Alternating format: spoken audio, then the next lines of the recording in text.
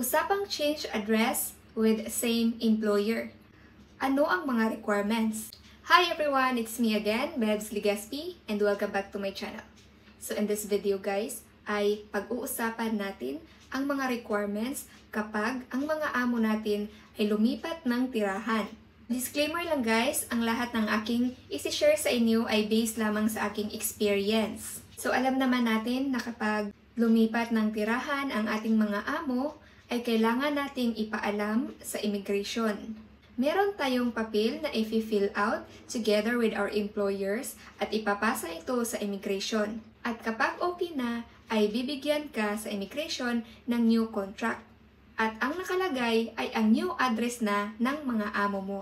And sad to say na may mga ibang amo naman na hindi nila ito ginagawa at hinihintay na lang nila na ma-end ang contract ng kanilang mga helper para kapag nag-renew ito sa kanila, ay dyan pa lang nila ilalagay ang new address.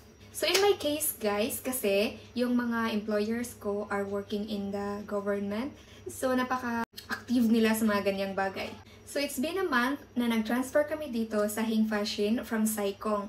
Since nag-transfer kami dito guys, ay pinoprocess na kaagad ng boss ko ang mga papers ko sa immigration, pero until now ay hindi pa dumating yung new contract ko, pero kailangan ko nang kunin ang aking full driver's license sa susunod na araw. So yung requirements lang guys is yung kahit yung old contract, Hong Kong ID, just provide one billing statement guys, like electricity bill or water bill sa ating mga amo dito sa new address.